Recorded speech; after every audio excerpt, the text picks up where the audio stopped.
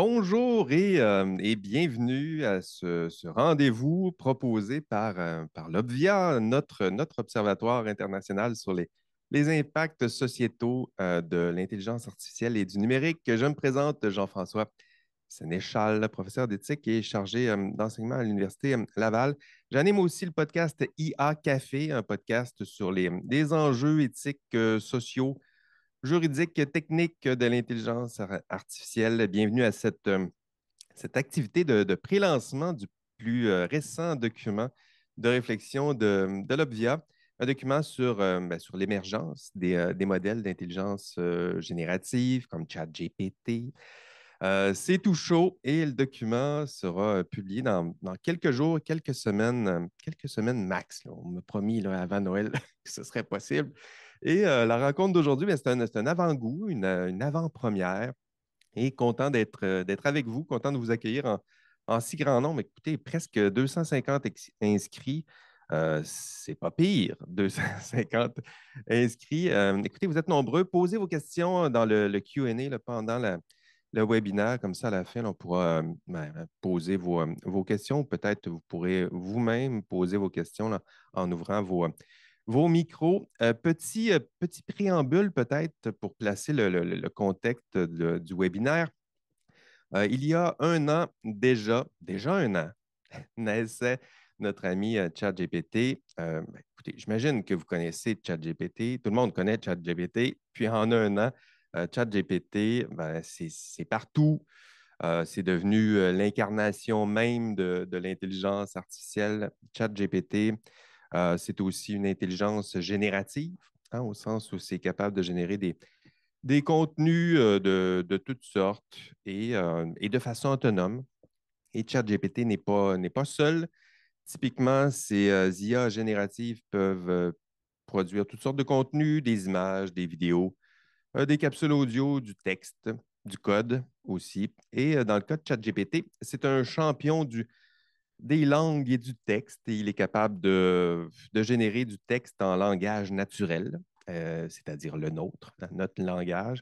Vous pouvez lui confier des tâches d'analyse de texte, de résumé, de synthèse, d'écriture, de traduction, puis il vous fait ça en 2 secondes. Et c'est la compagnie OpenAI qui nous a offert ce formidable outil en intelligence artificielle et qui a décidé la semaine dernière, pour souligner l'anniversaire de ChatGPT, de congédier leur CEO, Sam Altman, pour le réembaucher la semaine suivante. Donc, il y a plusieurs façons de souligner l'anniversaire de ChatGPT.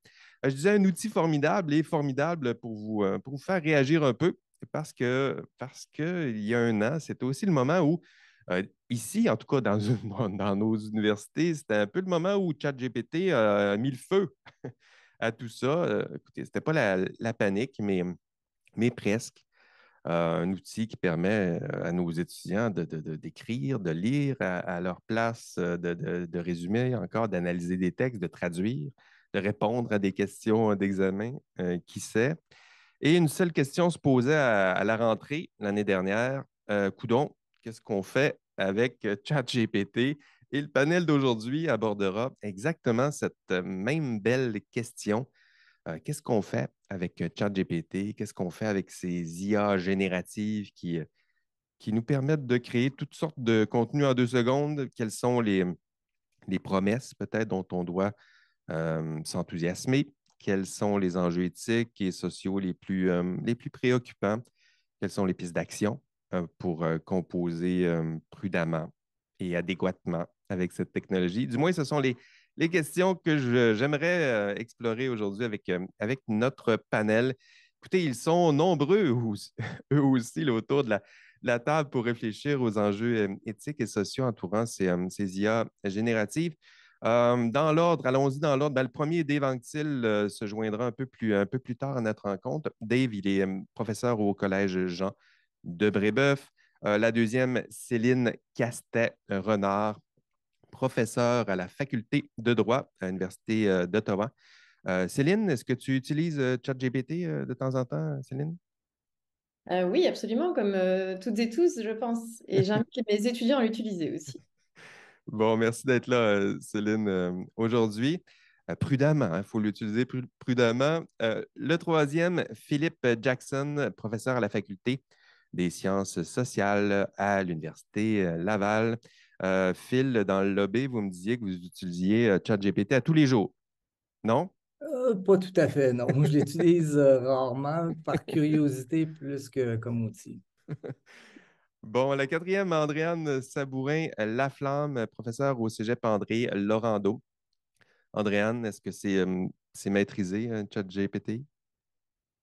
Ben, maîtriser, je sais pas, mais j'ai fait plusieurs tests avec ChatGPT pour mesurer ses capacités. Puis j'en suis encore à la découverte, mais il y a toutes sortes de possibilités vraiment intéressantes. Très bien, donc faut au moins l'essayer. Le cinquième, Antoine Boudreau Leblanc, doctorant en bioéthique à l'Université de Montréal, en association avec l'Université Simon Fraser. On m'a dit que ChatGPT allait écrire votre thèse. Est-ce que c'est vrai, Antoine? Ma thèse est déjà finie. Fait que ChatGPT peut pas l'écrire à ma place, mais ça serait le rêve, disons. Du moins d'une certaine manière pour certains Oui, étudiants. ce serait le rêve ou pas pour le système universitaire, en tout cas. Là, je ne le sais plus. Je suis rendu à sixième probablement. Claire Boine, chercheur en droit à l'université Harvard. ChatGPT à Harvard, est-ce que ça se peut, Claire? C'est à l'Université d'Ottawa. Ah, Euh, Université d'Ottawa. c'est une affiliation précédente à moi. Ah, voilà. OK.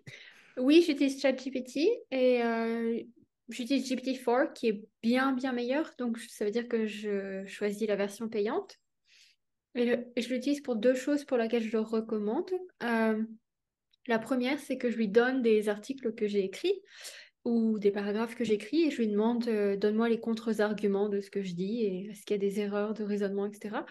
Et en fait, il est assez performant pour ça et donc ça me permet d'affiner mes arguments. Et la deuxième chose, c'est pour la programmation, en fait, pour faire du code informatique. Et pour ça, il est beaucoup plus doué que moi, donc il y a pas de problème. Beaucoup plus doué que quiconque autour de, de cette table, probablement.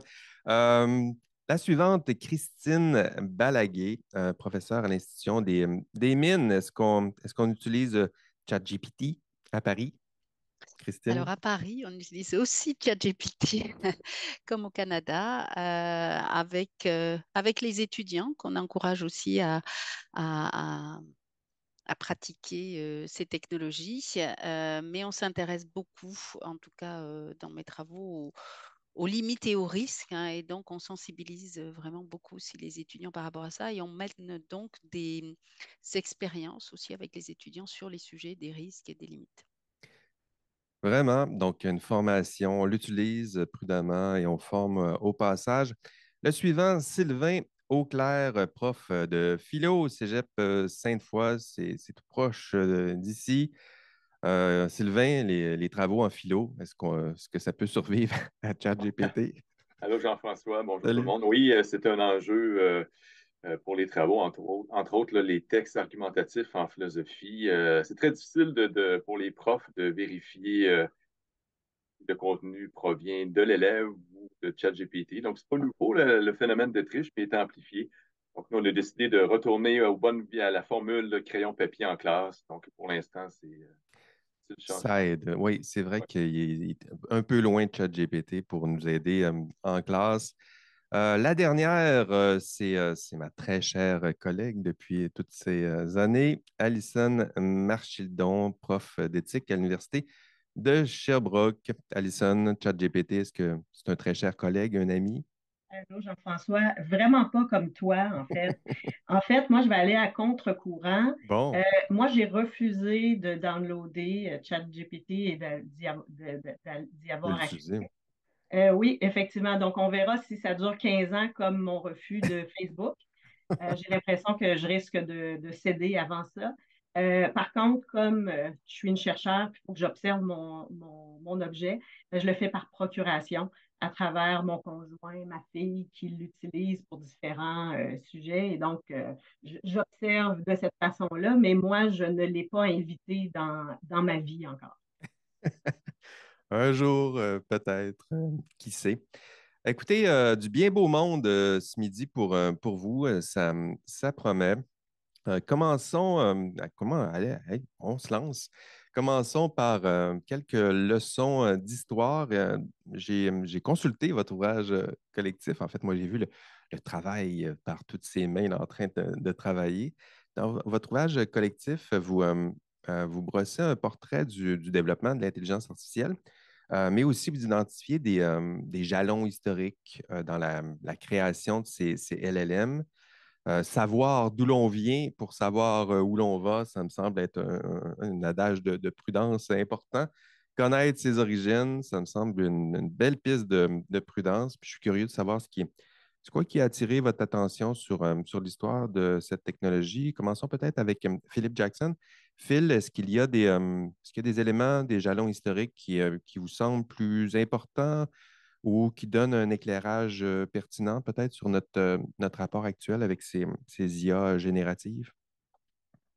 Oui, merci Jean-François. En fait, l'idée de concevoir une machine, un système intelligent ou avec une intelligence qui s'approche de celle de l'humain est pas d'hier. C'est des années 1940, 50, des chercheurs-chercheuses se penchaient déjà sur cette question-là. Puis depuis, il y a eu toutes sortes d'avancées théoriques, des avancées en programmation, que ce soit quand on parle d'apprentissage automatique, l'apprentissage profond, plus récemment les transformeurs, qui amènent tous des jalons poussaient plus loin la capacité de modèles de traitement de données. Il y a des avancées de matériel aussi avec les processeurs qui ont évolué, les processeurs graphiques maintenant qu'on utilise parce qu'ils traitent l'information un peu différemment que des processeurs traditionnels. Donc, toutes ces avancées-là font en sorte qu'on peut traiter plus de données à la fois et plus rapidement. Puis en parallèle à ça, il y a eu d'autres groupes de chercheurs qui s'intéressaient eux, à la question, est-ce qu'on peut créer une machine ou un système qui va parler, interagir avec l'humain de façon naturelle? Donc, est-ce qu'on peut faire en sorte que la machine va comprendre le langage et va produire du langage qui ressemble à celui d'un humain? Donc, ces avancées-là ensemble ont mené à ce qu'on voit maintenant, ce qu'on appelle des grands modèles de langage ou Large Language Models, LLMs, qui sont sous des modèles comme ChatGPT en est un, par exemple. Et les jalons dans l'utilisation de ces modèles-là, si on veut, dans la dernière année, donc on est à 1 an moins un jour de l'anniversaire de la sortie de ChatGPT, la sortie publique, parce que ces outils-là existaient depuis des années, puis il y avait des outils de développement, il y avait même des tentatives de sortie publique avec ces ratés qu'on a connus. Mais ChatGPT a peut-être fait changer l'approche un peu. D'abord, ça a été mis accessible de façon très simple sur un site web, accessible à tous et toutes, sans règles, sans avertissement non plus et rien. Là, il y a à peu près 10 pages d'avertissement maintenant qui vont avec, mais avant, c'était très une boîte, un texte et tout. Convivial aussi. L'aspect convivialité, c'est un élément en arrière de ces modèles-là. Donc, l'aspect d'anthropomorphisme qu'on a face à des objets en général, là, c'est décuplé face à des outils comme ça parce que ça nous répond de manière conviviale et amicale. Et comme tu l'évoquais au début, ces modèles-là, maintenant, ne traitent pas juste du texte, mais apprennent aussi à traiter des images, on sert à traiter d'autres formes d'informations. Alors, les modèles deviennent de plus en plus multimodales, donc peuvent traiter toutes sortes d'informations, donc de plus en plus performants. Vraiment. Puis le dernier jalon peut-être qui risque de provoquer le plus de bruit ou de créer des enjeux supplémentaires dont on va parler tantôt, c'est vraiment l'idée que ces modèles-là font plus que juste répondre à des questions, puis sont intégrés à d'autres outils informatiques qu'on a comme des furteurs, comme des suites Microsoft Office, la suite de Google avec Gemini qui s'en vient. Donc, ces outils-là vont être chez madame, monsieur, tout le monde, vont être dans toutes les entreprises, dans des formes qu'on n'a pas vu nécessairement venir, on n'a pas demandé, mais qui sont poussés vers, donc sont déployés extrêmement rapidement. Et l'impact de tout ça, on va l'apprendre à l'usure.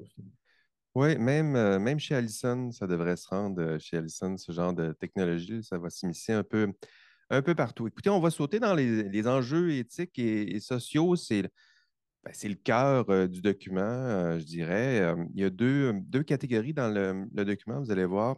D'abord, les enjeux d'utilisation. Utilisation dans le monde du travail, utilisation dans le monde de l'éducation. Et deuxième catégorie, les enjeux commerciaux et associés au monde du travail. Commençons par peut-être les enjeux transversaux, là, donc qui ne rentrent pas nécessairement dans ces catégories parce qu'il y en a aussi. Je sais que Christine et Sylvain ont exploré ces enjeux. Commençons peut-être par Sylvain Auclair. Sylvain, est-ce qu'il y a des enjeux transversaux que tu as identifiés qui te semblent plus importants que les autres? Oui, merci Jean-François. Oui, je vais insister sur deux enjeux, celui de la désinformation et celui de la propriété intellectuelle. Donc, on sait, l'IA générative est de plus en plus intégrée dans nos pratiques, dans notre quotidien. D'ailleurs, dans une enquête là, sur l'adoption des IA génératives qui a été publiée récemment par la firme KPMG, on apprend que 20 des Canadiens et des Canadiennes utilisent donc, quotidiennement des IA génératives, que ce soit dans leur travail, dans leurs études. Donc, l'utilisation d'IA générative comporte des avantages, des bénéfices, mais aussi des risques. Donc, on a voulu, dans notre rapport, insister sur certains enjeux qu'on appelait enjeux transversaux. Donc, le premier, la désinformation, ce n'est pas un risque ou un phénomène qui est nouveau. Ce qui est préoccupant, par contre, c'est le potentiel d'augmenter, d'amplifier ce phénomène-là que donne l'IA générative. Donc, on sait l'IA générative peut produire du contenu très rapidement de façon, on a des quantités impressionnantes, donc des textes, vidéos, images. Mmh. Et ces contenus-là peuvent être utilisés pour manipuler les gens. Donc, d'autant plus que c'est très difficile, puis il y a des études qui le confirment, là, que départager le contenu qui est vrai et le contenu qui est faux, créé par des IA génératives, c'est difficile.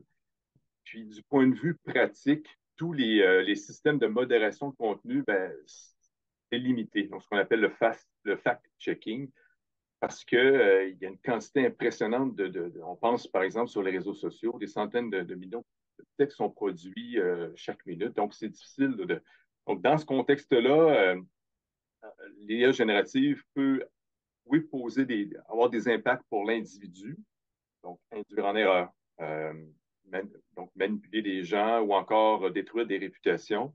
Mais dans le rapport aussi, on a insisté sur les impacts au niveau de la démocratie.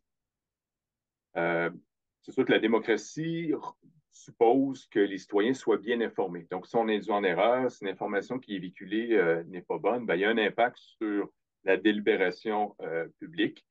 Mais aussi, l'IA, qu'on note là, dans le rapport, pourrait aussi servir à augmenter le pouvoir de certains acteurs. Donc, par exemple, groupes de pression, gouvernements étrangers, entreprises privées pourrait, par exemple, se servir de l'IA générative pour intervenir dans les processus de consultation ou encore inonder de commentaires là, des articles de presse et oui. donner l'impression finalement qu'ils représentent l'opinion publique.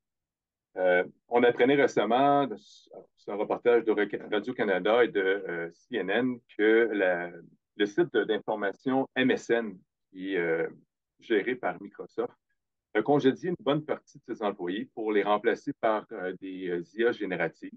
Et on a noté depuis des erreurs dans les publications là, qui ont été sont sur le site. C'est une tendance qui est inquiétante parce qu'on sait en démocratie d'avoir des médias d'information de qualité, c'est primordial, donc c'est essentiel. Donc, c'est un des risques pour la démocratie que représente l'IA générative dont on doit se soucier. En terminant, je mentionne rapidement la propriété intellectuelle. On sait, les IA génératives sont entraînées sur Internet, donc des textes qui sont publiés privés. Et ce processus de collecte de données ne respecte pas toujours là, les droits de propriété intellectuelle. Donc, voilà. Vraiment.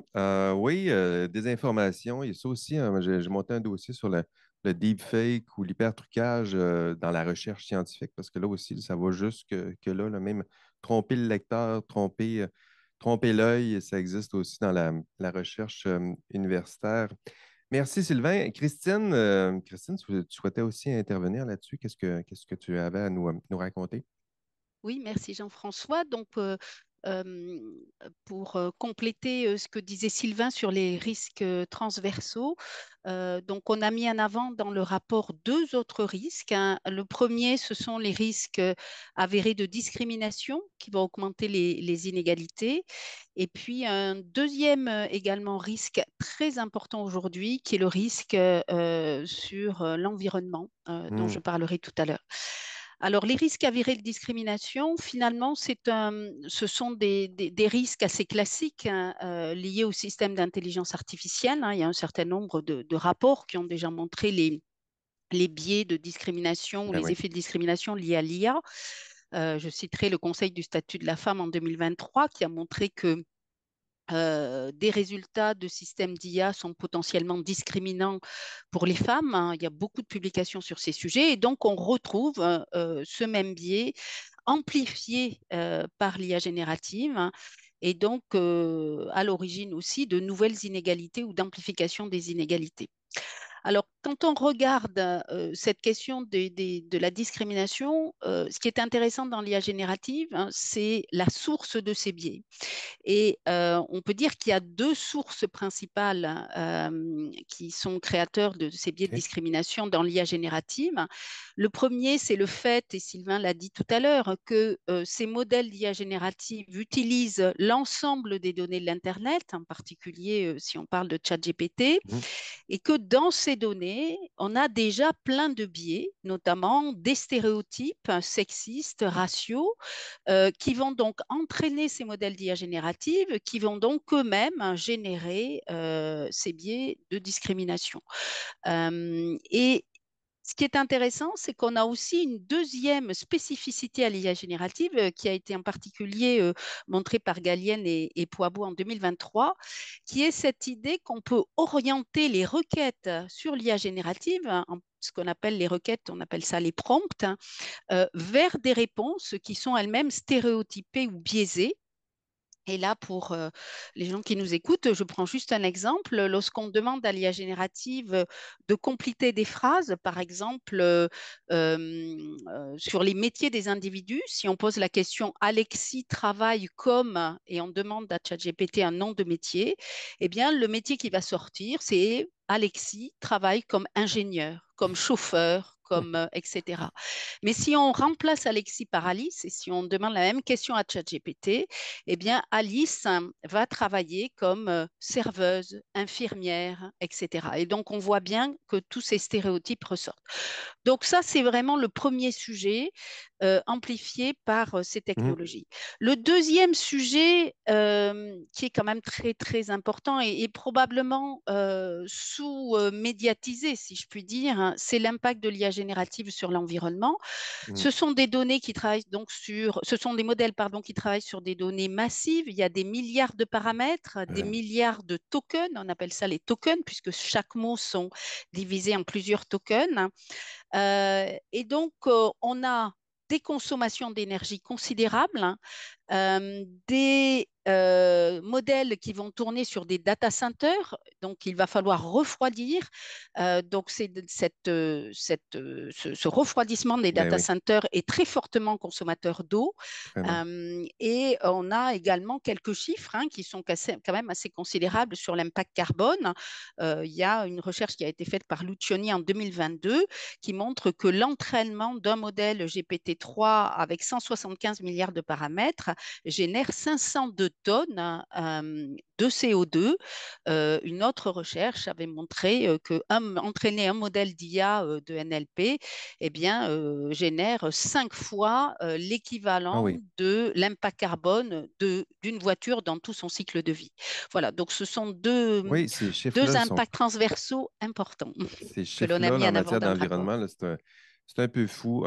Sacha Lucchini, ses travaux sont super intéressants lorsqu'on souhaite explorer les liens entre l'intelligence artificielle et la consommation énergétique. Fascinant, évidemment. OK, on va sauter dans peut-être les enjeux éthiques qui sont associés à l'éducation. Ça m'intéresse un peu comme enseignant. Curieux de savoir ce que vous pensez, ce que vous avez à dire. Je sais qu'Andréane Sabourin-Laflamme a réfléchi à ça.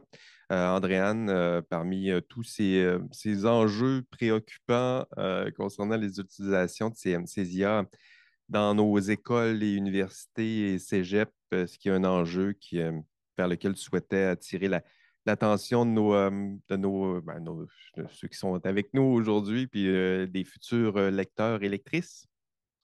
Oui, ben d'abord, on le sait, hein, plusieurs d'entre nous, on travaille dans le milieu de l'éducation, que c'est un domaine qui a été vraiment secoué, on peut le dire, là, par l'arrivée des modèles d'IA générative sur le marché. Puis, en fait, le débat polarise vraiment de manière importante parce que d'un côté, il y a toutes sortes de possibilités vraiment intéressantes, inédites aussi. On peut penser que l'IA générative peut nous aider à soutenir certaines formes d'apprentissage personnalisé. On peut concevoir des robots conversationnels avec lesquels on peut interagir, qui sont spécialisés dans un domaine particulier.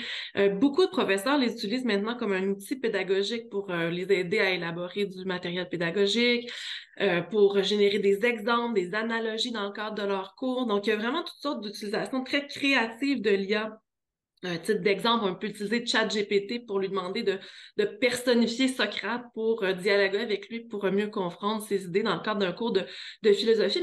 Mais d'un autre côté, mais le fait que ces outils-là soient disponibles, qu'ils soient très, très performants, mais ça remet aussi en question la manière dont on évalue les apprentissages. Parce qu'on le sait, en quelques secondes, on le disait tout à l'heure, ChatGPT est tout à fait capable de générer des parties ou même peut-être un travail académique au complet d'une qualité, là, évidemment, ça dépend des domaines, mais ça peut être d'une qualité qui est assez bonne, acceptable, même très bonne dans certains domaines. Puis GPT-4, là, où ça aussi, on en parlait plus tôt, était très performant, hein, dans certains contextes académiques. Là, on peut penser aux examens d'entrée des grandes universités américaines qui a, par exemple, donc réussi là, haut la main. Et donc, le même sondage dont Sylvain parlait plus tôt, en fait, il nous apprenait qu'il y a 52% des étudiants canadiens de 18 ans et plus qui utilisent en ce moment l'IA pour leurs travaux. Et donc, on peut présumer là, qu'il y a beaucoup, beaucoup de travaux qui sont faits à l'aide de ces outils-là, en tout, ou peut-être en partie, ou peut-être... Oui. Mais en fait, ce qui est vraiment paradoxal, c'est que ce sondage-là nous apprenait aussi récemment qu'il y a plus de la moitié des étudiants, en fait 60%, qui considèrent que l'utilisation de l'IA générative dans le cadre d'un travail académique, c'est du plagiat. Donc, c'est il y a beaucoup de confusion, hein, parce que dans certains contextes, on va encourager l'utilisation de l'IA générative, on va même l'intégrer dans le cadre de certains cours. Dans d'autres contextes, on va la proscrire. Et donc, ça pose toutes sortes de questions. Est-ce que toutes les formes de recours à l'IA générative dans le cadre d'un travail académique, c'est du plagiat? Ça me semble assez clair que non. Mais la question qui est difficile, encore plus, c'est la question de savoir comment est-ce qu'on peut distinguer une utilisation légitime d'une utilisation illégitime. Donc ça, c'est sûr que ça va dépendre du contexte, de la discipline d'enseignement, etc. Et un autre problème, on en parlait, c'est que si on considère que c'est illégitime, on n'arrive pas à démontrer hors de tout doute que un étudiant a utilisé cet outil-là pour faire son travail parce que les systèmes de détection sont pas très performants, puis aussi sont surtout assez faciles à contourner. Donc, on est obligé, en fait, de se questionner sur notre rapport, en fait, à l'évaluation. Puis on peut se demander, en ce moment, est-ce que le fait de demander à nos étudiants de faire des travaux écrits à la maison, c'est la meilleure manière d'évaluer l'acquisition de leurs compétences? C'est une réelle question qu'on doit se poser. Et de manière plus fondamentale, c'est peut-être même notre rapport au langage, à l'écriture, puis à la connaissance de manière générale qui est possiblement bouleversé là, ici. Parce que, on sait hein, que ces modèles-là sont capables de générer de l'écriture qui est assez performante. Puis, ce qu'on peut penser aussi, c'est que dans les prochaines années, il va y avoir une espèce de, on pourrait dire, d'inondation là, du marché de produits d'IA destinés à l'éducation. Et faut juste pas oublier que les entreprises qui mettent en marché ces produits, même si il y a toutes sortes de possibilités qui sont vraiment très intéressantes au point de vue pédagogique, mais ces entreprises-là, elles n'ont pas un objectif pédagogique avant tout, elles ont un objectif mercantile. Donc en ce moment, c'est un peu, il y a pas d'encadrement, on peut dire, c'est un peu le Far West, puis surtout, il y a assez peu d'études, puis on comprend que c'est très nouveau, puis que c'est compréhensible, mais il y a assez peu d'études sur les effets, les impacts de l'intégration de ces outils-là en enseignement sur les apprentissages, sur la réussite, sur la persévérance scolaire. Donc, il y a beaucoup de ressources à déployer en ce sens-là dans les prochaines années. Oui, je ne suis pas sûr qu'il y avait beaucoup de professeurs qui étaient impliqués dans la conception puis le déploiement de ChatGPT dans ses premières minutes. Nous, à l'université, comment on traite l'utilisation? Ce n'est pas nécessairement traité comme du plagiat, mais c'est plutôt considéré comme étant de l'aide non autorisée, là, un peu comme un étudiant qui faisait écrire ses textes par sa mère jadis. Là. Donc, pas du plagiat parce que c'est difficile à détecter, mais des fois, on est capable de savoir que c'est pas vraiment lui qui a écrit ça. En tout cas, je ne vois pas comment il aurait fait pour écrire, être aussi bon. Donc, c'est un petit peu traité de la même façon. C'est difficile à démontrer, mais en même temps, c'est aussi possible. Écoutez, je voulais parler aussi des enjeux avec vous, des enjeux dans le monde du travail et de l'expertise. C'est comme ça qu'on l'a nommé dans le rapport. Ce sont des enjeux importants identifiés dans le rapport. Je sais que Antoine Boudreau-Leblanc, Dave Anctil aussi, Dave, j'ai vu qu'il s'est joint à nous en cours de route. Donc, Antoine et Dave, commençons peut-être par Antoine. Ensuite, Dave, c'est quoi les enjeux qui vous semblent les plus préoccupants de ces IA génératives comme ChatGPT, mais dans le monde du travail? Commençons par Antoine. Ouais, bon, laisse-moi te faire un petit topo là, en essentiellement 3 points. Là. Premièrement, là, je te dirais l'instabilité des emplois. Là, dans le rapport, on a essayé de se faire une petite marque, là, essayer de faire un petit estimé. Là. Évidemment, ChatGPT ou les IA génératives là, vont réduire certaines tâches professionnelles. On pourrait estimer ça à environ un quart des tâches professionnelles, ce qui équivaut à environ 300 millions d'emplois dans le monde. Donc, c'est quand même considérable. Deuxième point là, qui semble quand même assez important à souligner, c'est le risque de venir accentuer des précarités préexistantes. Puis enfin, ben là, ça a la capacité de venir complètement changer l'environnement de travail, du moins l'environnement numérique, puis donc les compétences professionnelles qui sont associées. Donc, effectivement, là, si je reviens à mon premier point, l'idée de ces IA génératives, c'est d'augmenter la productivité, mais on doit comprendre que cette productivité-là va être quand même à géométrie variable. Les IA génératives le permettent d'accélérer les modes de fonctionnement des organisations par l'automatisation d'un certain nombre de tâches, mais il faut qu'on essaie de regarder, voir quelles sont les tâches qui vont être retirées, mais aussi quelles tâches et emplois qui vont être rajoutés. Donc, c'est très possible qu'un certain nombre de ces tâches et ces emplois-là viennent accentuer, donc mon deuxième point, là, les précarités préexistantes.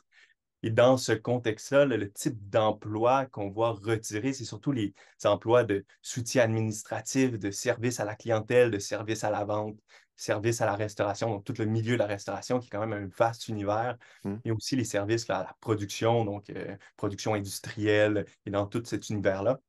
Donc, avec ça, on vient voir un certain type de vulnérabilité, puis le retrait de ces emplois-là risque d'occasionner d'accentuer un certain contexte là, de pauvreté ou justement de vulnérabilité en société.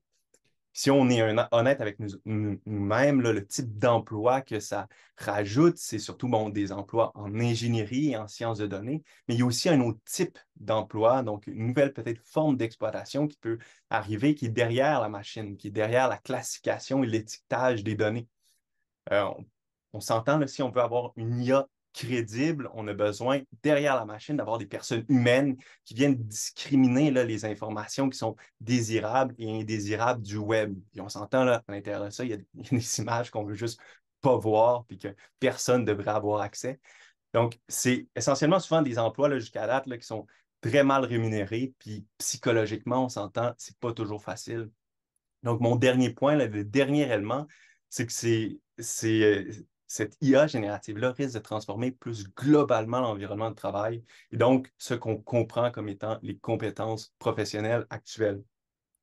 On s'entend, le ChatGPT ou les autres IA génératives là, vont transformer notre expérience numérique là, assez intimement, donc notamment en s'ajoutant dans toutes les applications bureautiques qu'on va parler tout à l'heure. Et les compétences professionnelles vont transiter de tâches toutes simples, là, comme l'écriture de courriel, on parlait là, donc de texte, de code, etc., à des tâches plus indirectes. Donc, on va, par exemple, cibler des mots-clés dans un logiciel, puis là, bon, tout notre courriel va s'écrire. Avec ça, on a d'autres types d'enjeux un petit peu plus subtils qui apparaissent. Là. Au moment qu'on réussit à encoder ça dans un algorithme, on risque de systématiser notre action, en fait. Ça, c'est bien, mais de systématiser aussi nos erreurs. Donc, qu'est-ce qui est pire qu'un courriel erroné? C'est d'envoyer en batch un courriel erroné à plusieurs personnes. Donc, ce qui en arrive, en somme, ça nous ouvre à plein d'autres types d'enjeux, notamment par rapport à l'analphabétisme du numérique, à une certaine fracture là, entre différentes classes de la population qui ont plus accès, qui ont plus de facilité avec le numérique. Donc, en somme, si on veut avoir une transformation fluide, acceptable et éthique, on a besoin de clarifier l'imputabilité autour de cette intelligence artificielle-là, puis d'encadrer un petit peu plus la responsabilité d'entreprise. Puis voir peut-être, là, si je fais un petit mot de fin, d'essayer de nuancer un petit peu notre prévision qu'on a en termes de productivité puis d'épanouissement personnel dans le milieu du travail et de l'emploi. Vraiment, j'ai un ami qui fait ça. J'écoutais tantôt quand tu disais des personnes qui taguent. C'est un ancien ingénieur. Puis là, en ce moment, il a pris ça là, comme un petit job, un sideline. Et il tague des données. Puis je pense que c'est 24 cents par banque de 100 actions qu'il va poser. Puis je ne sais pas comment il passe ses week-ends, mais ça existe aussi, ce nouveau genre de boulot-là, là, des personnes qui taguent. Je me disais, c'est peut-être pas. Je les connais peut-être pas, ces personnes-là. Non, il y en avait un qui était juste à côté de moi, à côté de la table. Je ne le savais même pas. Ça existe, c'est ça aussi le monde du travail. Dave, tu t'es ajouté à notre panel. Bienvenue, Dave. Tu voulais aborder les enjeux en matière de commercialisation, j'imagine, Dave? Oui. Peut-être faire une petite transition avec ce qui a été dit par Antoine qui a couvert, je pense, les points principaux de notre analyse là, en fonction des données disponibles comme telles. Je pense qu'il faut insister sur l'importance de ce facteur immense que nos milieux de travail ne sont pas encore adaptés à l'IA cognitive. Alors, c'est-à-dire une IA qui est capable de faire des tâches de nature cognitive, c'est-à-dire qui touchent à nos compétences, à nos connaissances comme telles. Et c'est ça qui est vraiment un moment de rupture où il y a énormément d'incertitudes et qui est très difficile de faire des prédictions à propos des pertes d'emploi, à propos de l'augmentation de la productivité et de la transformation du travail. Mais une chose qui est sûre, c'est qu'il va y avoir transformation du travail. Pourquoi? Ben, les études nous le montrent déjà, les études qui sont sorties présentement nous montrent qu'on accélère la cadence de travail. Alors, on est capable de produire plus, oui, mais on augmente les cadences de travail et les entreprises commencent déjà à voir comment on peut ralentir les cadences de travail qui ont été accélérées par l'IA générative. Alors, évidemment, c'est normal que, comme il n'y a pas de précédent, il y a une période d'adaptation. Moi, ce que je crains, par contre, présentement, c'est que les incitations qui existent présentement dans les organisations pour augmenter la productivité, réduire le nombre de salariés, nous amènent à improviser des situations qui vont avoir des conséquences très graves sur la société de manière générale. Donc, possiblement des produits dangereux, des boucles de chaînes d'informations erronées qui vont se répandre. Alors, il y a un potentiel de chaos que l'on ne doit pas sous-estimer. Et évidemment, la vitesse de concurrence entre les géants que sont Google, Microsoft, qui s'accaparent ces marchés-là de manière très rapide, fait en sorte que leurs incitations, c'est que l'intégration se fasse le plus rapidement possible. Et comme ça affecte tous les milieux de travail, il n'est pas évident pour les organisations, les professions, de ralentir cette intégration-là. Alors, il y a vraiment une force centrifuge et centripète là, qui n'est pas du tout à l'avantage des organisations et des professionnels comme tels. L'impératif, on le voit là, dans notamment les études qui sont faites, c'est que les professionnels doivent s'enthousiasmer. Ils n'ont pas le choix de s'enthousiasmer pour augmenter leur performance au travail. Alors, c'était juste pour compléter un peu justement ce portrait-là. Maintenant, il y a une visée commerciale évidente. Alors, le fait que Microsoft contrôle plus que jamais OpenAI et ait accès à ses modèles les plus avancés et est en train de le déployer à grande échelle via Copilot. Alors, ça veut dire quoi? Ça veut dire que dans tout l'environnement Microsoft, l'IA générative de dernière génération, pour l'instant, c'est le modèle GPT-4, mais bientôt les autres modèles qui seront développés à la fine pointe dans les laboratoires de OpenAI, alors sera présent dans tous ces environnements de travail logiciels qui sont familiers avec la bureautique. Et bien sûr, Microsoft est omniprésent dans les organisations.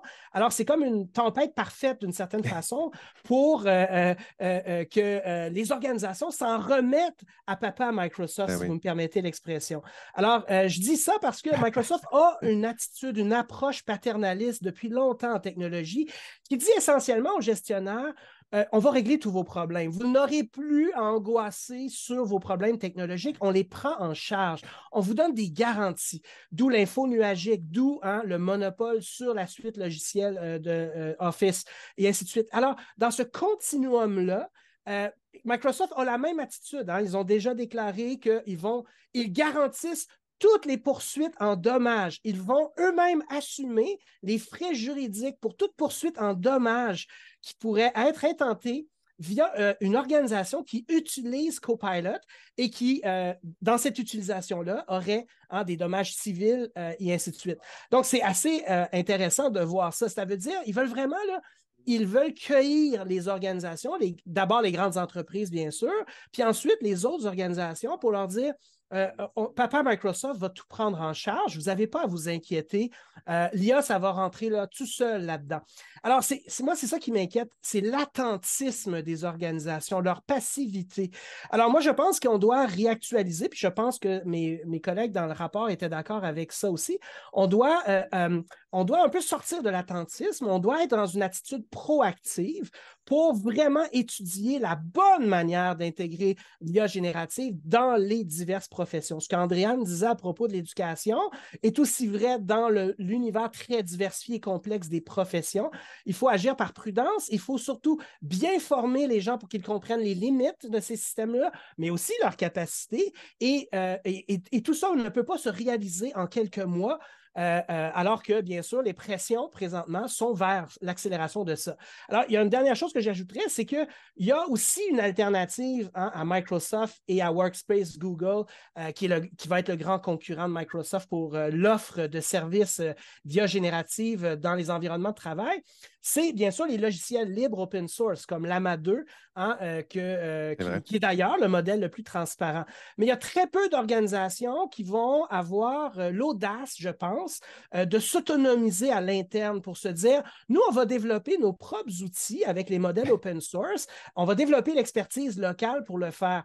Parce qu'on est habitué à ce que les grandes sociétés multinationales nous offrent des solutions simples comme telles. Alors ça, je pense qu'il va y avoir un débat de société à avoir sur le fait d'autonomiser nos organisations et ainsi de suite. Évidemment, le rapport ne pouvait pas couvrir tous ces enjeux-là, mais je pense qu'il a touché de manière importante. Oui, ça s'en vient avec la suite bureautique de Microsoft. On va intégrer Copilot à tout ça.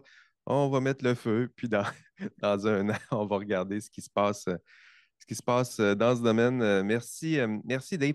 Je voulais parler des enjeux du travail, commercialisation. Tiens, on fait déjà la transition, commercialisation de ces IA génératives. Je me tourne évidemment vers Alison Marchildon.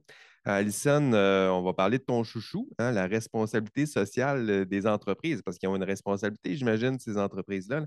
La RSE, ça fait longtemps que ça fait partie de tes intérêts de recherche. Puis lorsque tu vois Responsible AI puis IA responsable, ça doit te faire réagir autant que moi. C'est quoi les enjeux associés à cette commercialisation qui sont pour toi là, les plus importants et préoccupants? Oui, peut-être que je commencerai par dire que dans notre rapport, justement, on voulait mettre la lumière sur ces enjeux-là qui sont souvent moins abordés. Quand on parle de ChatGPT, on va parler de cette IA-là, de son impact direct, etc. On parle moins souvent de ces enjeux de la commercialisation, donc la façon, le comment ils sont mis en marché, mis en société. En fait, les événements des 2 dernières semaines, ce que j'appelle la saga du départ-retour de Sam Altman à la tête d'OpenAI, a peut-être eu justement l'avantage de venir mettre un spotlight sur, en fait, ce qu'on observait. En tout cas, nous, on le regardait déjà depuis un an et c'est ce qu'on faisait état dans le rapport. C'est-à-dire le fait que il faut être conscient, puis il faut bien le voir que l'IA générative, l'IA de façon générale aussi, c'est pas nécessairement créé dans des labos, hein, où est-ce qu'il y a des bons scientifiques qui sont là pour le bien de l'humanité et l'avancement de la connaissance, un peu comme on peut se l'imaginer.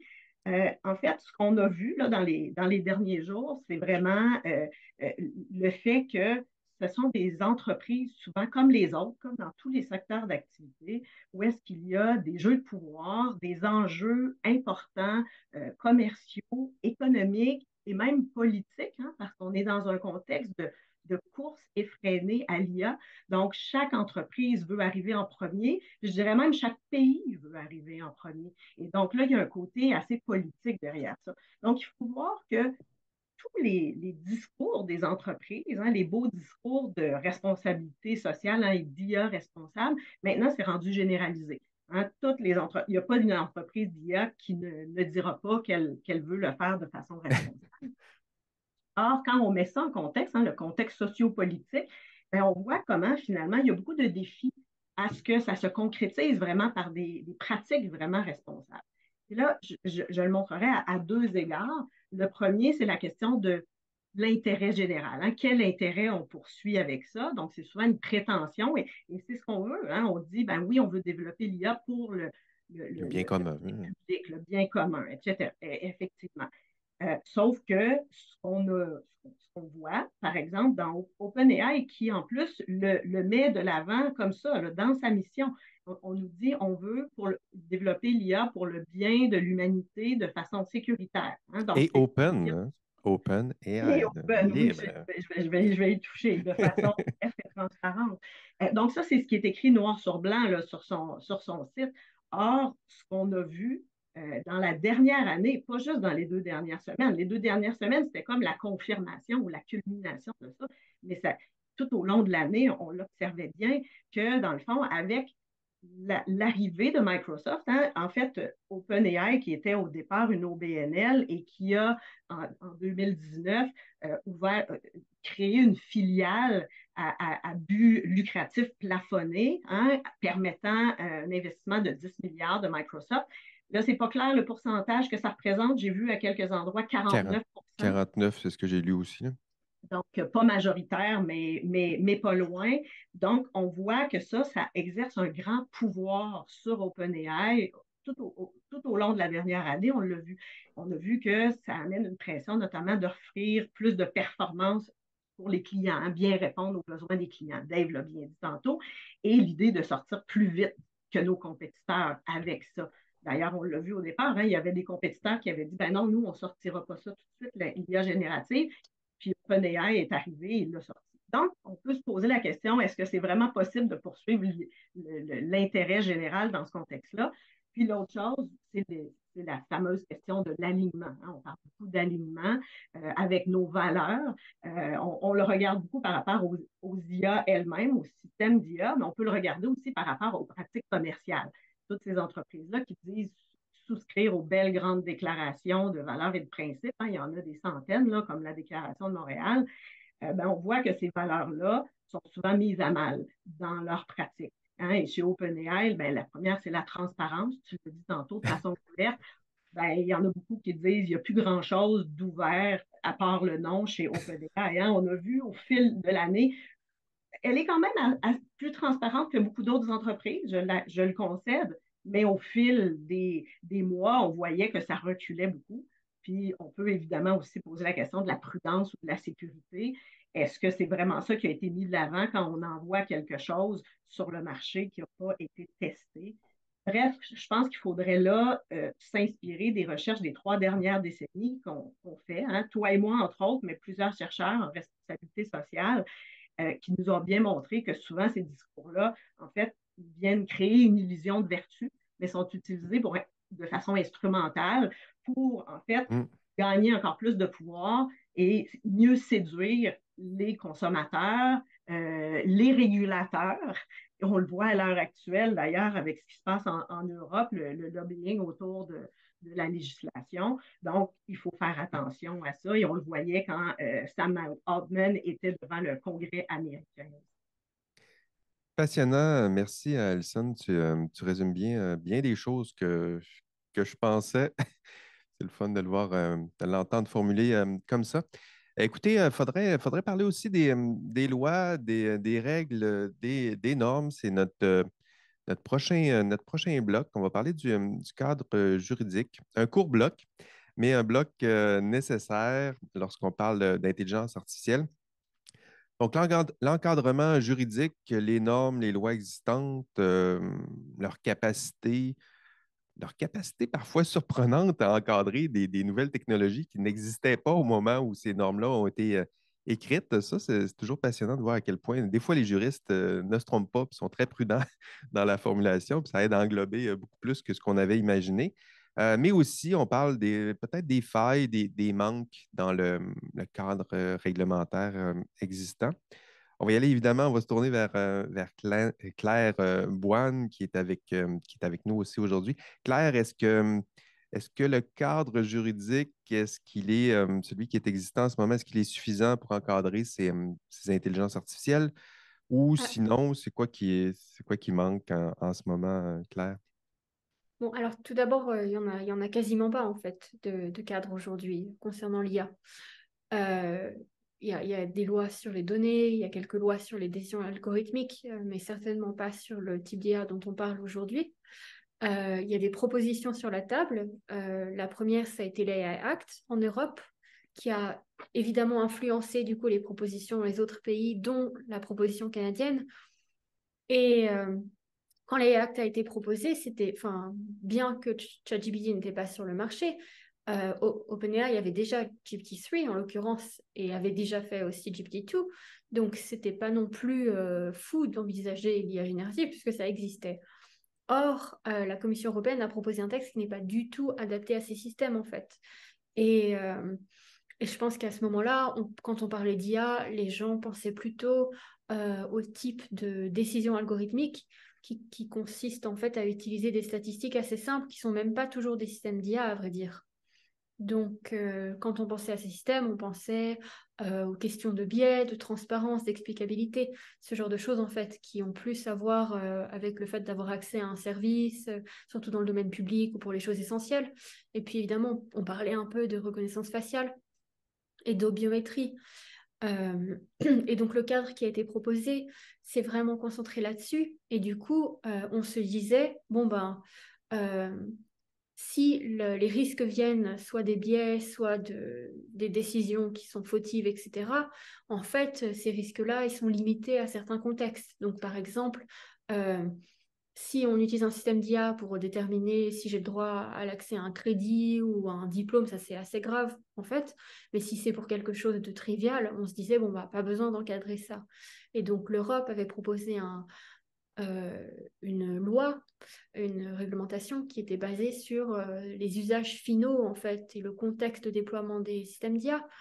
Et aujourd'hui, évidemment, face à ChatGPT et ses IA génératives, ça n'a plus aucun sens puisque ce sont des IA qui peuvent être déployées dans plein de contextes différents, qui peuvent causer des risques qui ne sont pas forcément liés à ces contextes de déploiement.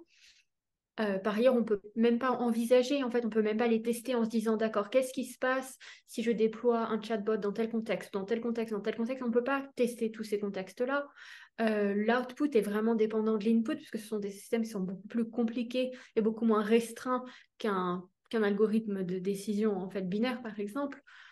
Et donc, on se retrouve dans une situation compliquée où les législateurs essaient maintenant d'adapter le droit. Donc en Europe, le Parlement européen a proposé des modifications au texte. Au Canada, le gouvernement, en fait, le ministre, euh, a proposé des amendements à son propre texte de loi, en fait, pour encadrer plus l'IA générative. Mais le texte de base reste tout de même un texte qui était basé sur les utilisations et basé sur des systèmes différents. Donc c'est un petit peu bizarre parce que c'est pas tout à fait adapté à ce genre de système. Et par ailleurs, c'est vrai qu'il y a quand même beaucoup de lobby de l'industrie aujourd'hui. Ce sont en fait les grosses entreprises qui font le lobby parce qu'elles ne peuvent pas être régulées. Et ce sont les grosses entreprises qui créent ces modèles, évidemment OpenAI, Microsoft, etc. Alors que ces propositions législatives à la base, elle ciblait plutôt des petits utilisateurs, des petites entreprises, des petites administrations qui n'ont pas évidemment la même force de lobbying, etc. Et donc on voit aussi cette espèce de mise de la responsabilité sur le dos des utilisateurs finaux, alors qu'en réalité, puisque ces modèles-là sont fabriqués en amont et déployés dans plein de contextes, c'est justement en amont qu'il faudrait mettre des mesures de sécurité en place. Tout à fait. J'aurais envie de me tourner, merci Claire, j'aurais envie de me tourner vers Céline Castet-Renard. Sur le cadre normatif, qu'est-ce qu'on en pense? Est-ce que le cadre, il est suffisant pour gérer certains problèmes? Est-ce qu'il y a des failles? C'est quoi les principales failles là, qu'il faudrait colmater? Merci. Outre les lacunes que Claire a relevées et qui font l'objet de propositions de loi spécifiquement sur l'intelligence artificielle, j'ajouterais quand même aussi que le droit déjà existant, donc le droit positif, peut être mobilisé, mais ce qu'on voit surtout, c'est qu'il est violé. C'est qu'on y porte atteinte et on a parlé d'enjeux sociaux, mais ce sont des enjeux juridiques en réalité. Quand on parle de propriété intellectuelle ou de Ouais. données personnelles, il s'agit de loi.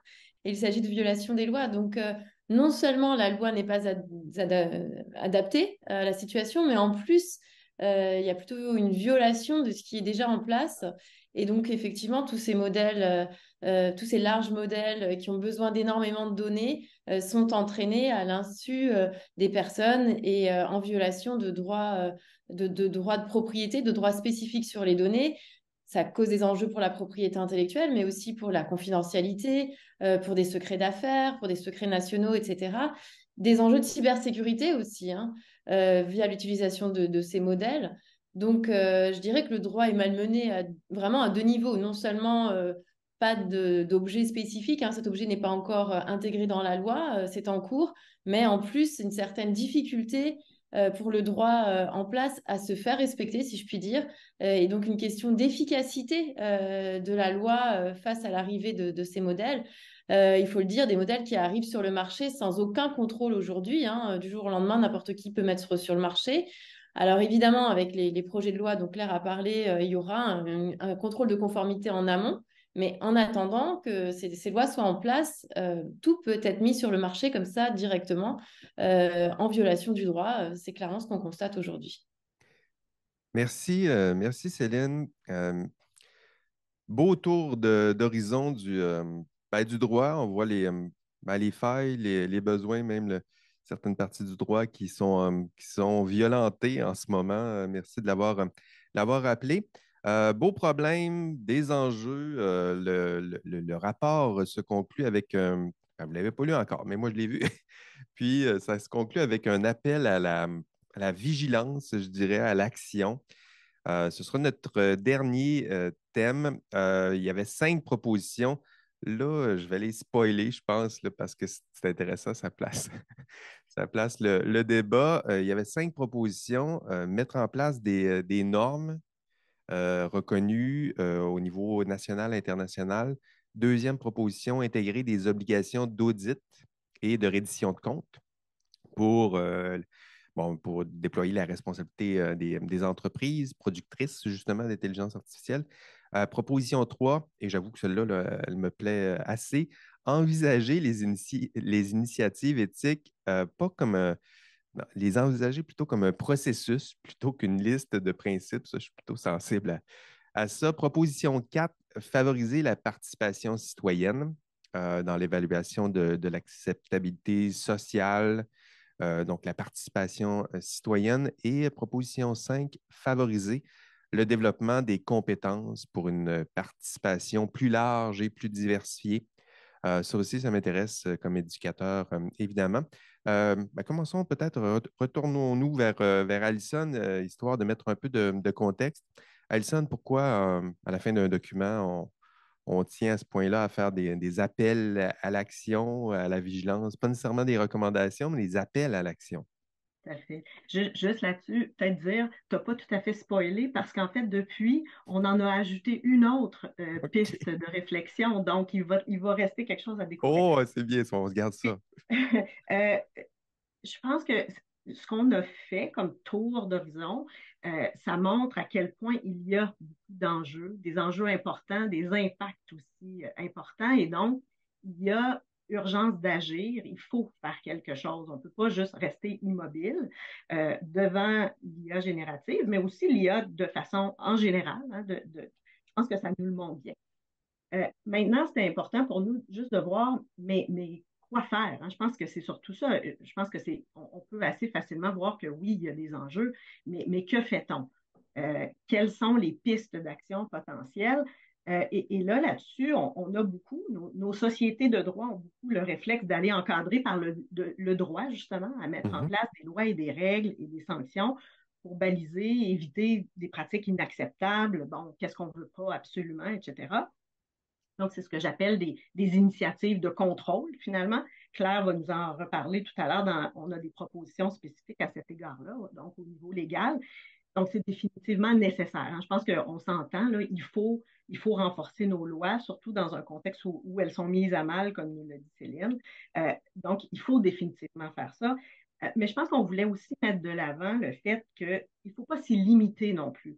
Hein. Devant la complexité des enjeux, ben, il faut penser des solutions complexes et à plusieurs niveaux.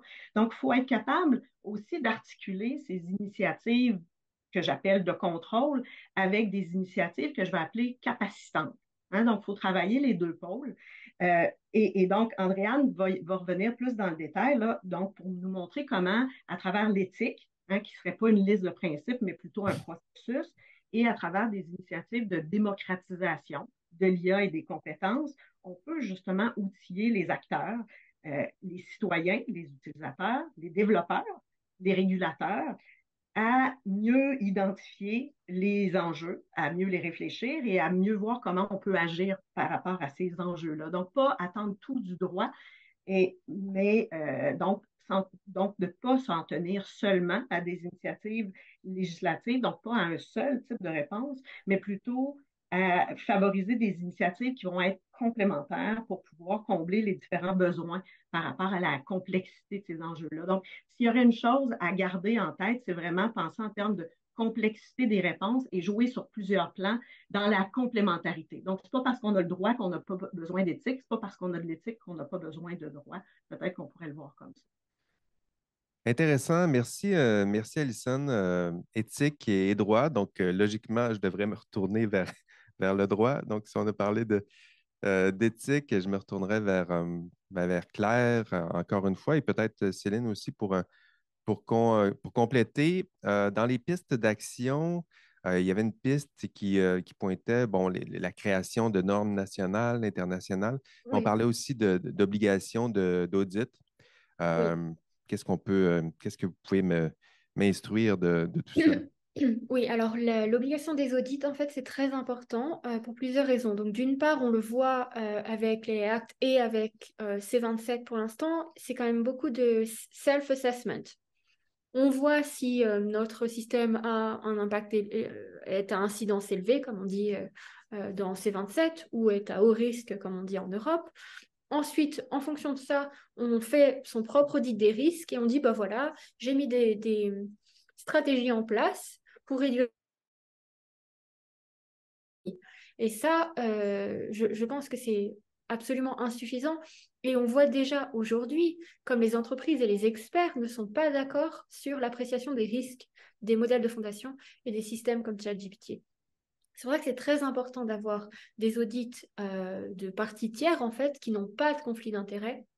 Donc ça, vraiment, ça me paraît être fondamental. Et évidemment, on insiste aussi sur l'importance des normes nationales et internationales. L'IA, c'est quelque chose qui est évidemment qui passe les frontières, etc. D'ailleurs, la loi canadienne est basée sur le commerce inter-province. Et en fait, au niveau international, c'est particulièrement important parce qu'on voit que les pays aujourd'hui se sont engagés dans une sorte de course à l'IA qui réduit du coup leurs standards et les niveaux de sécurité. En fait, ils essaient de mettre les choses rapidement sur le marché. Donc, on l'a vu, il y avait la course entre la Chine et les États-Unis. Maintenant, la France et l'Allemagne se sont mis en tête qu'ils allaient devenir les leaders du marché des systèmes d'IA open source. Ils ont complètement changé de position en ce qui concerne le droit. Déjà, je pense qu'il y a croyance fausse que le fait de rendre les IA plus sûres et de mettre des mesures de sécurité en place, ça réduit l'innovation. C'est pas vrai, à mon avis. Déjà, ça augmente la confiance des gens, ça évite qu'il y ait des catastrophes qui se passent sur le marché. Et puis, quand on dépense des milliards pour développer des systèmes d'IA, on peut quand même dépenser des millions pour s'assurer de pas D'accord engendrer des avec ça. préjudices aux consommateurs. Bien d'accord avec ça. Céline, j'imagine, est-ce que tu souhaites compléter? J'imagine que oui. Oui, quelques petits éléments sur la question des normes nationales, internationales. Effectivement, les outils étant internationaux, plus on se met d'accord à l'échelle internationale pour poser un cadre, mieux ce sera.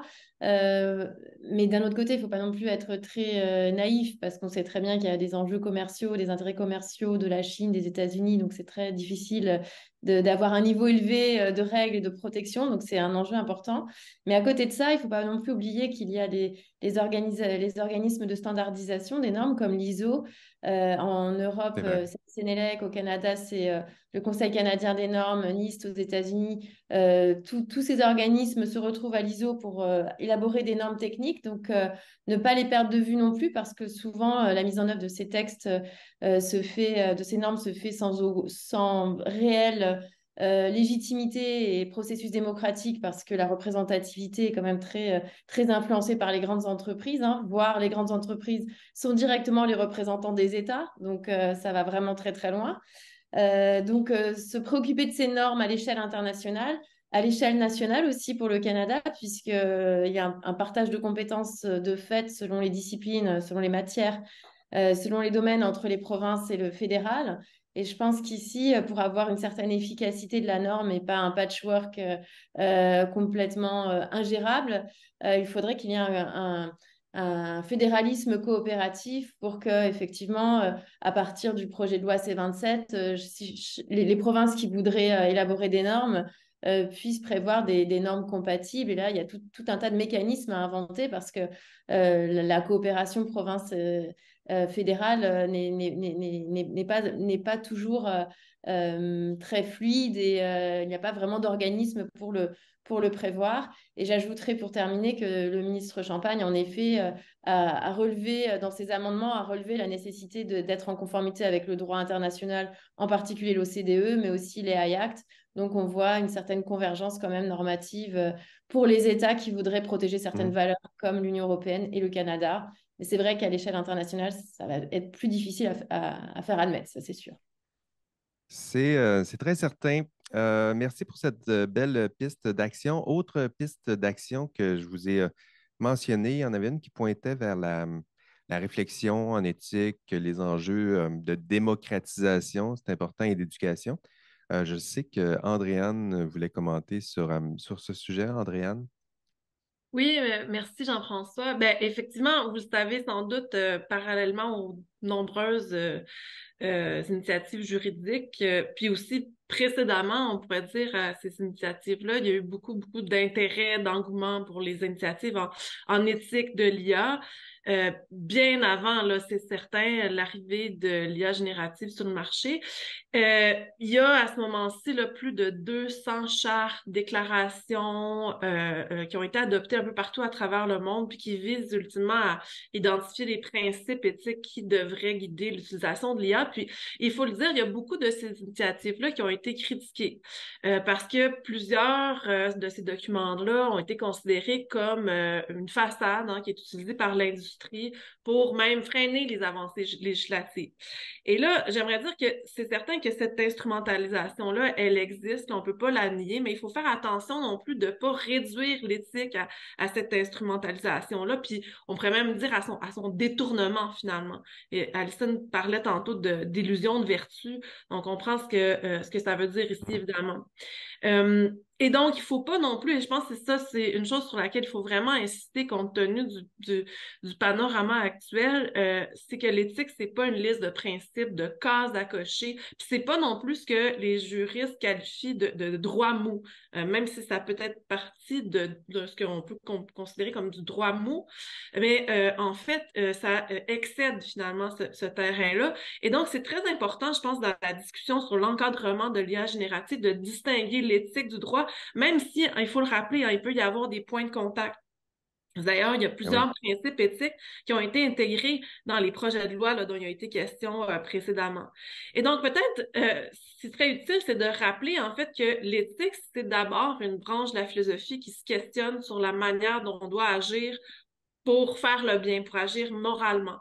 Et donc, l'éthique de la technologie, ça nous amène donc à nous demander quel type de développement technologique est souhaitable, quel type de développement n'est pas souhaitable. Puis si, par exemple, en éthique de l'IA, si le déploiement de l'IA, c'est conforme, il se fait de manière conforme à nos valeurs, aux principes moraux qu'on veut mettre de l'avant. Et ce qu'on peut dire, c'est que même quand on aura un droit qui soit satisfaisant, si ça arrive un jour, mais l'éthique, ce sera toujours nécessaire.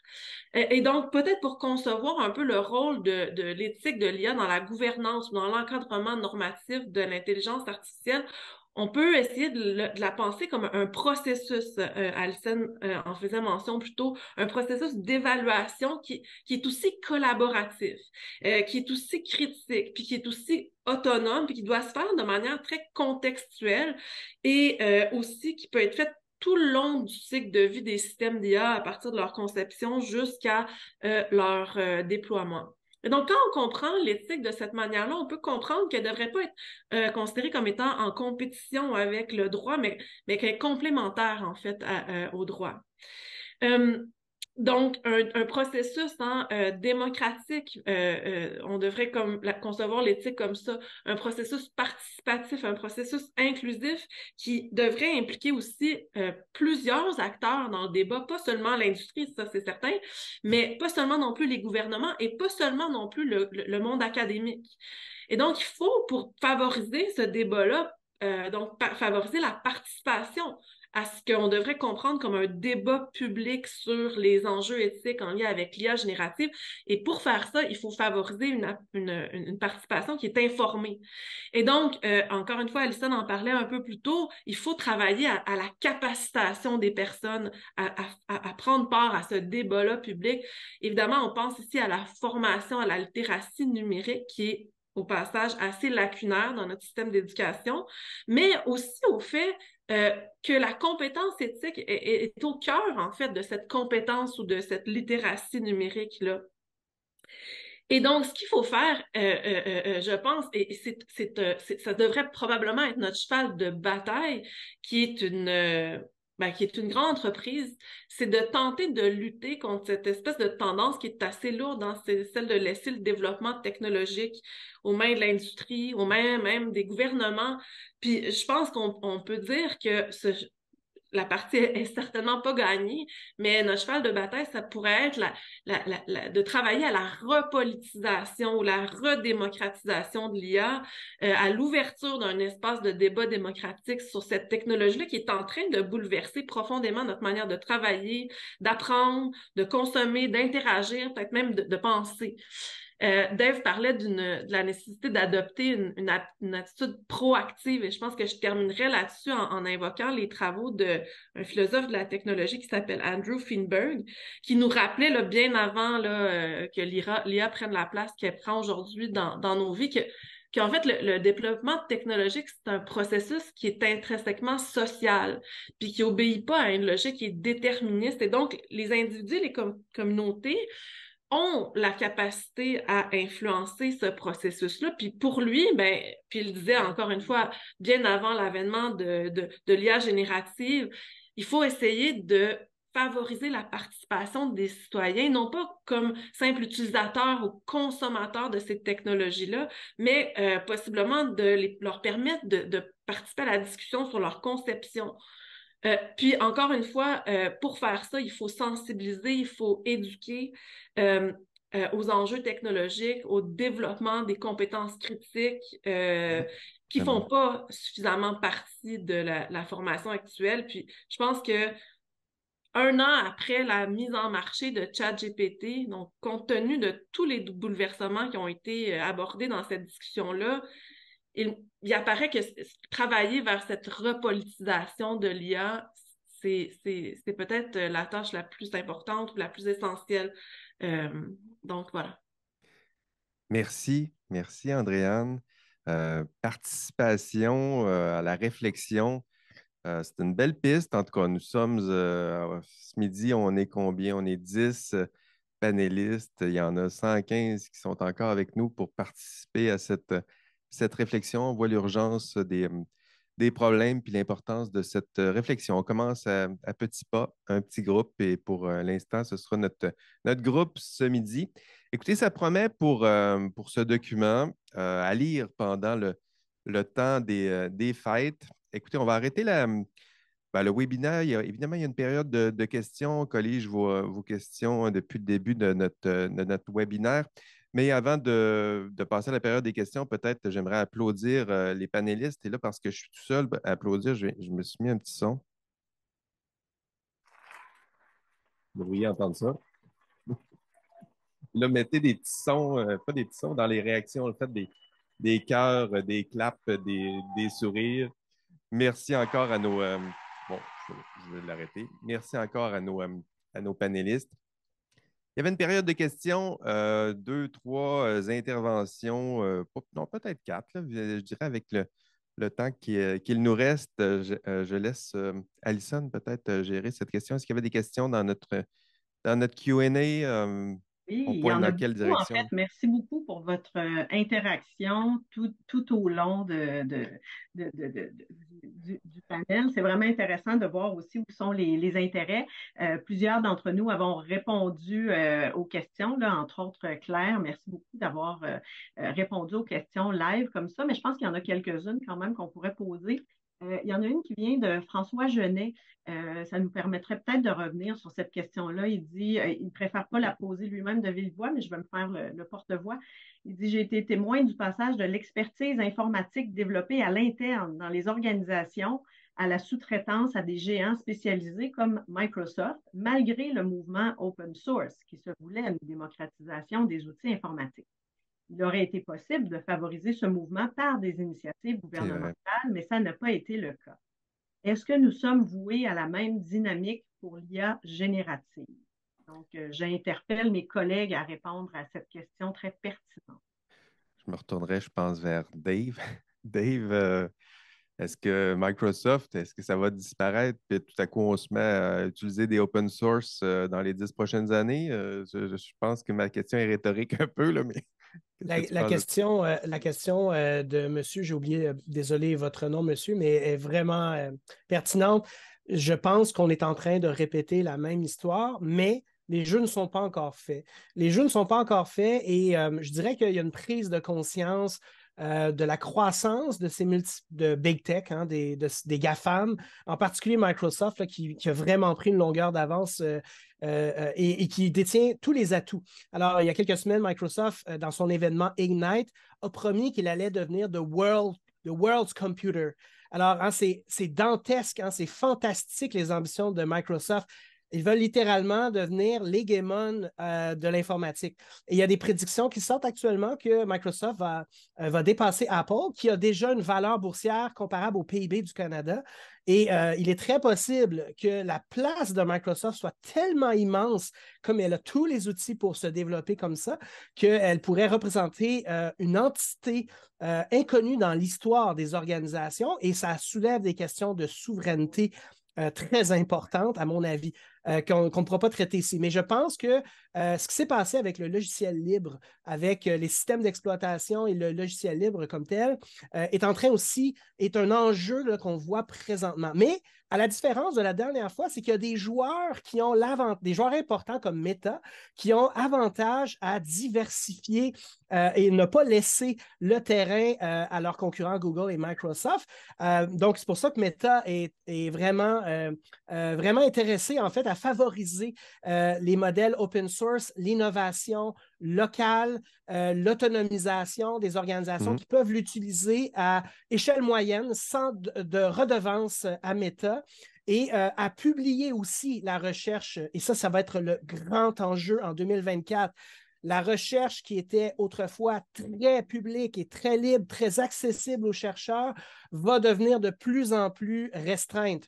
Et ça a toutes sortes, bien sûr, d'enjeux éthiques et légaux importants, mais ça a surtout des enjeux scientifiques importants pour savoir si on pourra faire des choix dans l'avenir, c'est-à-dire d'être capable d'être à jour sur les progrès extrêmement rapides de l'apprentissage profond, comme on l'a vu dans les dernières années. Donc, pour cette raison-là, il ne faut pas que le même scénario se reproduise.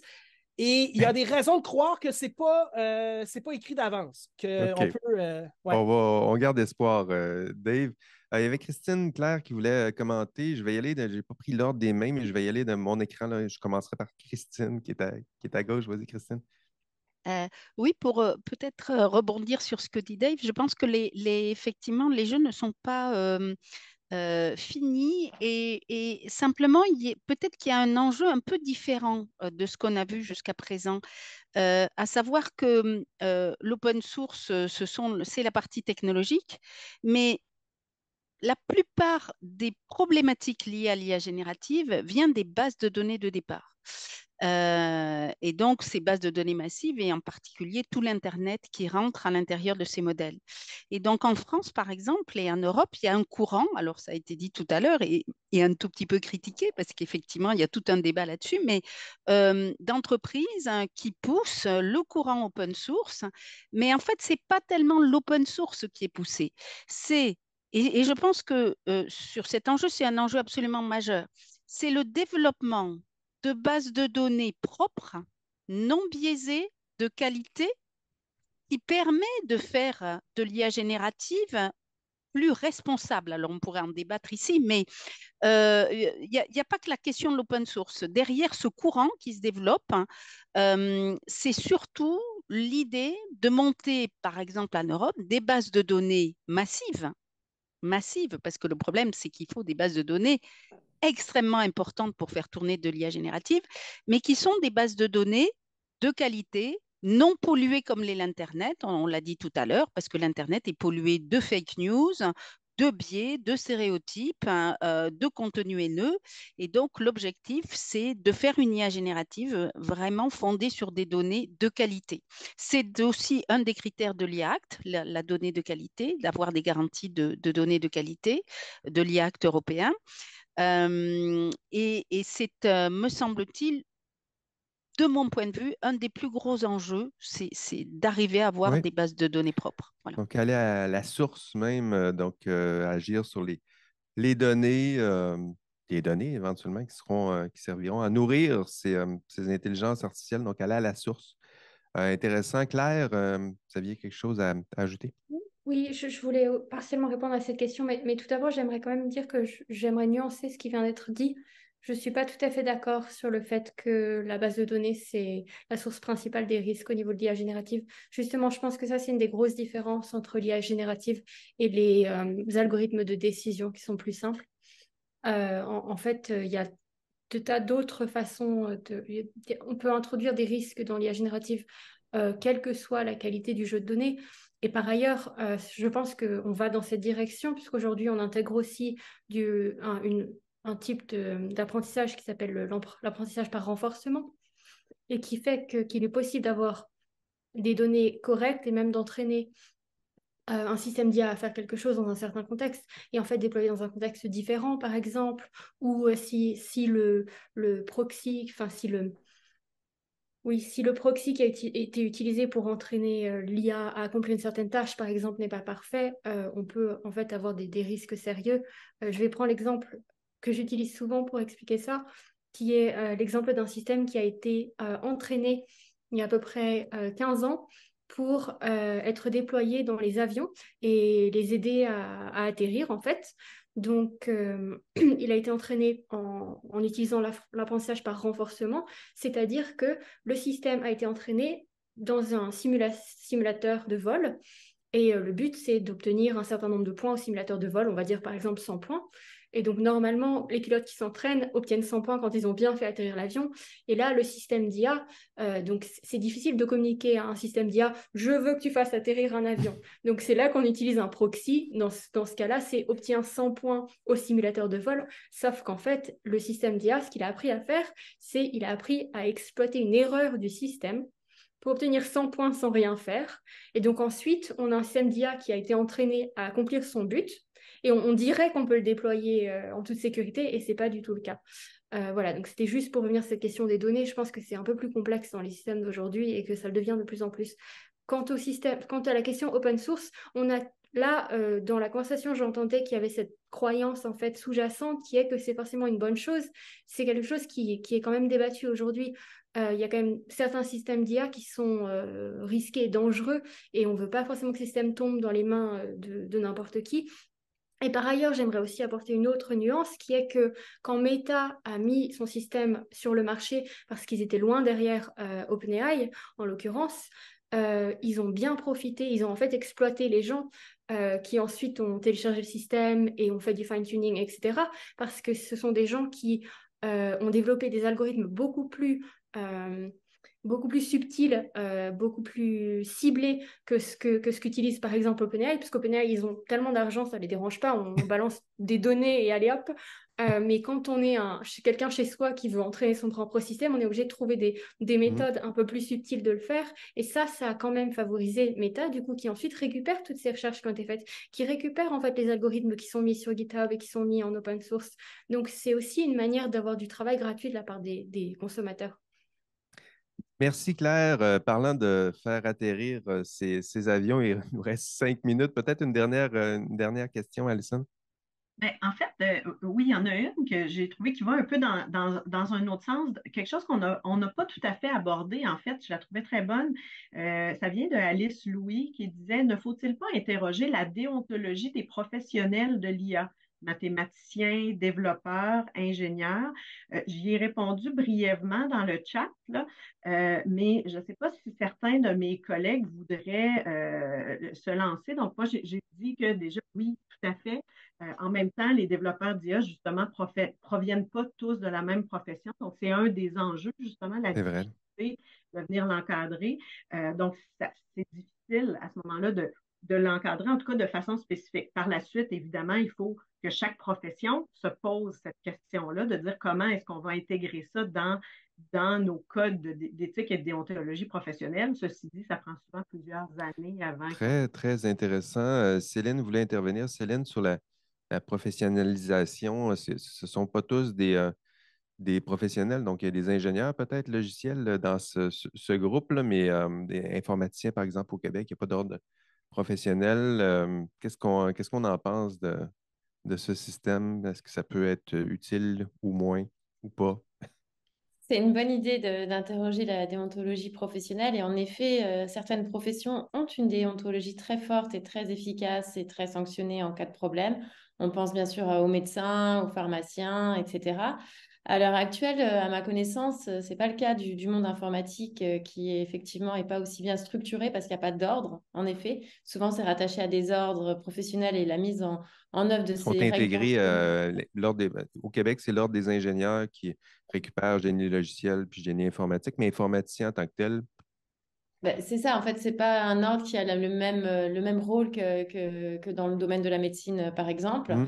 Et donc, il n'y a pas de règles déontologiques et pas d'ordre professionnel pour sanctionner le respect de ces règles déontologiques.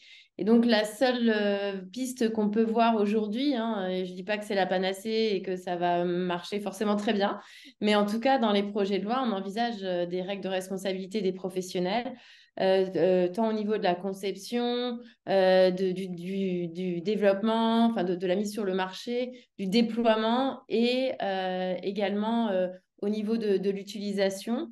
À noter que l'Union européenne ne vise pas particulièrement les concepteurs alors que la loi canadienne les vise.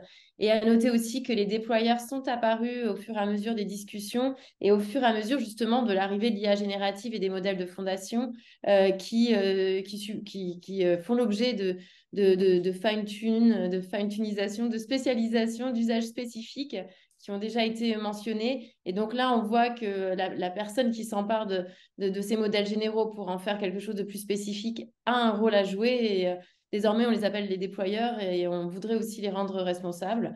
Donc voilà, on essaie de viser tous les intervenants de la chaîne. Ce qui ne va pas être simple. Et puis, on peut imaginer qu'ils ne seront pas tous situés dans les mêmes pays. Donc, il risque d'y avoir aussi des enjeux d'application des lois. Tout à fait, Alison, dernière Très intervention. rapidement. Donc, juste pour finir avec justement nos deux pôles, contrôle et capacitation. Donc, si on pense, oui, en termes de déontologie professionnelle, il faut aussi en penser en termes de capacitation de ces professionnels-là. Mm. Hein, donc, s'assurer qu'on va justement leur offrir des outils. Ça interroge le milieu de l'éducation, donc ça nous revient à tous, mais je pense que c'est en amont, en fait, aussi qu'il faut travailler. Et c'est ça qu'on appelle des initiatives capacitantes. Quelqu'un posait cette question-là dans les Q&A. C'est quoi ça, une initiative capacitante? Donc, c'est des outils pour favoriser le développement des compétences des acteurs interpellés par l'IA générative, Oui. autant dans l'utilisation que dans la conception. Donc, je pense que c'est beaucoup là qu'on va devoir se reposer la question. Donc, l'éducation est touchée à cet égard-là aussi à ce niveau-là. Donc, dans cette nouvelle, peut-être, responsabilité de favoriser le développement des compétences de réflexion critique, notamment par rapport à ce nouveau domaine d'activité ou ce nouveau domaine qui s'en va partout dans nos vies, sauf dans mon ordinateur. Oui, la capacitation, l'éducation, écoutez, dans les pistes de solutions, ça revient souvent. Écoutez, il est 13h30. Ce sera tout pour nous aujourd'hui. Merci de nous avoir accompagnés en si grand nombre. Merci à nos panélistes. Je ne les nommerai pas tous, là, sinon on ne finira pas. Merci à vous tous et toutes pour votre participation à ce pré-lancement du plus récent document de réflexion de l'Obvia sur l'émergence des modèles d'IA générative. Le titre est descriptif, un an après l'arrivée de ChatGPT, réflexion de l'Obvia sur les enjeux et pistes d'action possibles face à l'IA générative à lire pendant votre temps des fêtes. Merci encore. Bonne fête. Ah oui, j'oubliais. Bonne fête, ChatGPT. Votre hôte, Jean-François Sénéchal. Allez, bye bye. Merci à notre hôte et Merci encore. surveillez le site de l'Obdia pour l'arrivée du rapport. Merci Merci à encore. tout le monde. Au revoir. Au revoir. Merci, bye bye.